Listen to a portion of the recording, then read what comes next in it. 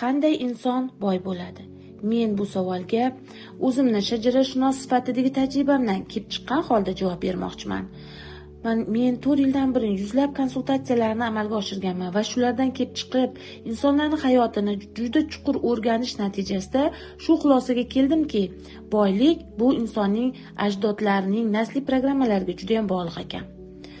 Biz har bir tanlovimizni o'zimizning shajaramiz matritsasidan kelib chiqib qilamiz.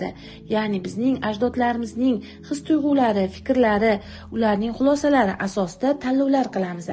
Shu sababli boy bo'lish uchun bizning ajdodlarimizning hayotida ham boy bo'lgan, boy bo'lish oson, boylik yig'ish oson, boy bo'lib yashash xayrli degan tushunchalar bor insonlar bo'lgan bo'lishi kerak. Agar mana shu tushunchalarga putur yetib qolgan bo'lsa, ya'ni boy bo'lganliklari uchun quloq qilingan va hokazo umuman boyligi tortib olingan holatli bo'lgan bo'lsa, unda bu boshqa tema bo'ladi. Bu ustida boshqatdan chuqur ishlaniladi. Lekin boy bo'lgan va boylikda, xotirjamlikda yashagan insonlar bo'lsa, bunday insonlarning avlodlari tezlikda oson boy bo'lib ketadi. Endi chunki ularning ong ostida boylik to'plash oson, boylikni o'ziga jalb qilish oson degan tushunchalar bor. Lekin yana bitta narsa borki, har bir inson dunyoga ruh sifatida kelarkan, uning o'z taqdiri yuklamasi bor. Taqdir bu yerda juda ham katta rol o'ynaydi. Inson taqdiri uni qachon, qayerda tug'ilishi, qaysi sanada tug'ilishi, qaysi vaqtda tug'ilishi, unga qanaqa ism qo'yilishi, mana shu hammasi uni taqdir matritsasini yaratadi. Va mana shu aytib o'tgan temalar, ya'ni vaqti, ismi, qayerda tug'ilgani, tug'ilish sanasi uni taqdiridagi bor o'sha ajdodlardan kelayotgan programmalarni faollashtirishda rol o'ynaydi. Bu juda katta chuqur ilmlar. Mana bu ilmlar asosida men shuni ayta olamanki, biz bu ilmlar asosida bizga berilgan taqdirimizni o'zgartira olamiz. Yuqorida aytib o'tayotgan imkoniyatlarimizni biz korreksiya qilish natijasida. Endi bir oilada ota tomonidan dadasi boy va badavlat zodagon bo'ldi. Ona tomonidan dadasi esa dehqon, o'rtahol bo'ldi. Endi mana shu ikkita avlodni bir-biriga quda bo'lish natijasida oilada o'g'illar tug'ildi. Mana shu o'g'illarni tug'ilish o'rni ham ularni kimdan qaysi resurs olishini belgilaydi. Masalan, bosh o'g'il ota tomonidan zodagon dodadan boy bo'la olish imkoniyati degan resursni faollashtirsa, ikkinchi o'g'il ona tomonidan dedushkasidan o'rtahol bo'lib yashash, boy bo'lish qiyin degan tushunchani faollashtirishi mumkin. Bu ularni ruhini yuklamasiga bog'liq bo'ladi mana shu yerda. Boy bo'lib yashash uchun, qaranglar, boy bo'lib yashash uchun bizda doim imkoniyatlar bo'ladi. Lekin bizni taqdirimizda yozilgani, ya'ni bizni imkoniyatimiz o'sha resurslardan qaysi birini faollashtirishimizga ta'sir qiladi. Buni genetik trans holati deyiladi.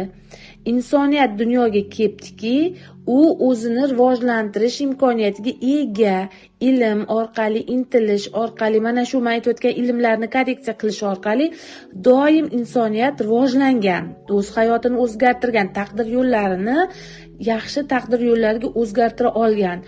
Bu ilmlardan bexabar odamlar esa genetik trans deydi. O'sha Alloh bergan taqdirda, Xudo yozgan taqdir bu deb hech narsa qila olmay, bir xillari nolib va hokazo bir xillar kasallikdan chiqa olmay yashab o'tib ketib qoladi. Bir xil vohli vafot etib, lekin insonga har doim imkoniyat berilgan. Bu ilmlar ochiq va mana shu ilmlar asosida inson o'zini rivojlantira oladi. Inson o'zini hayotini yaxshiroq, boyroq, sog'lomroq, baxtliroq taqdir yo'llariga o'tkaza oladi. Bu bizga berilgan imkoniyat. Endi ayrim ajdodlarda umuman boylik yo'q. Masalan, ikkala dadasi ham hunarmand bo'lgan, dehqon bo'lgan, boy bo'la olmagan. Lekin ularning ichki tuyg'usi bor bu yerda. Mana shu rol o'ynaydi. Ularning ichki tuyg'usida hayotdan sinib, siqilib, kambag'allikda ezilib yashaganmi yoki intilib, mehnat qilib, orzu qo'yib, maqsad qo'yib, men boy bo'lib ketaman, o'z shaxsiy ishlarimga ega bo'laman deb qattiq intilgan insonlar bormi? Mana shu ularni tuyg'ulari DNK orqali avlodga o'tadi va avlodlarda impuls beradi. Agar o'sha boy bo'lishga intilgan dodasi har doim qattiq harakat qilgan, lekin erishmagan bo'lsa ham, u rosa intilgan ham, ana o'sha intilish tuyg'usi avlodida katta kuchga aylanadi.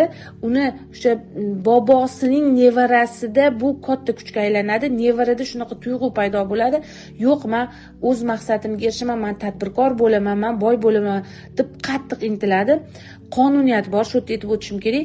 Agar avlod ajdodlarida istak bo'lgan bo'lsa, avlodlari uni 40% kuchaytiradi. 40% ga o'sha istak amalga oshish imkoniyati kengayadi. Bu psixogenetikada hisoblab chiqilgan. Endi uni avlodi dodasi erishmaganga nevarasi erishib boy bo'lib ketadi. Bu yerdan aytmoqchimanki, agar ajdodlaringizda boy bo'lgan odamlar yo'q bo'lsa, bu tushkunlikka tushib, endi men boy bo'lmasa ekanman deb o'ylamanglar. Ya'ni sizning qattiq istak, xohishingiz, intilishingiz o'zingizda ulgurmasangiz, o'g'lingizda yoki nevarangizda albatta boy, badavlat bo'lish imkoniyatini yo'llarini ochadi. Shuning uchun inson intilishi kerak. Endi men shu yerda juda ham muhim narsani aytib o'tmoqchiman. Boylik o'zi ikki xil bo'ladi. Bu moddiy va ma'naviy boylik. Agar ma'naviy jihatdan o'ta qashshoq bo'lgan odam boy bo'lib qolsa bormi, u jamiyat uchun rosa xavfli. Bunaqa odam boylikka rosa hirs qo'ygan bo'ladi va u boylik to'plash yo'lida har qanday pastkashlikdan toymaydi. Vijdonini yo'qotgan, ular xalqni, o'sha atrofdagi odamlarni pulini olishdan, harom yo'llar bilan pul to'plashdan toymaydi. Ular jamiyatga, insonlarga katta zarar keltiradi. Lekin ularning bu to'plagan boyliklari avlodiga xayr keltirmaydi. Avlodlari endi uni badavlat, o'sha insonlarga ko'p moddiy jihatdan yordam beradigan inson bo'la olmaydi. Avlodlari tarbiyasiz bo'lishi, baxtsiz bo'lishi va otasini harom yo'li bilan to'plagan pulini bir pasda sarflab tashlashi, ayniqsa uni tarbiyasiga yomon ta'sir qilib baxtsiz insonlar bo'lishi mumkin. Shuning uchun ham inson ma'naviy jihatdan badavlat bo'lib, so'ng boylikka erishgani yaxshi. Ma'naviy jihatdan boy odamlar bular jamiyatga rosa foyda keltiruvchi insonlar. Masalan, yaxshi shoirlar, yaxshi adiblar, masalan, ularning kitoblarini maza qilib sevib o'qiymiz. Ular tiriklik vaqtida jamiyat tomonidan qadr topadi, e'zozlanadi. Ular tiriklik vaqtida ularga Alloh o'sha moddiy jihatdan boylikni beradi. Ularni avlodlariga ham mana shu qilgan savoblari, qilgan yaxshi ishlari, to'plagan boyligini avlodlar tomonidan ko'payishiga, ularni ham boy, badavlat, obro'li, e'tiborli bo'lishiga, jamiyatga foyda keltiradigan insonlar bo'lishiga ta'sir bo'ladi. Shuning uchun inson faqat moddiy boylikka intilish kerak emas, ma'naviy boylik birinchi o'rinda turishi kerak. Qachonki ma'naviy jihatdan boy bo'lgan inson, agar boy bo'lsa, bunday inson u nafaqat o'zini, butun ajdodini, butun avlodini, hammasini o'sha hayotini xayrga to'ldiradi, hammaga foydasi tegadi, savobi ko'payadi. Unaqa odam ikki dunyo saodatiga erishadi.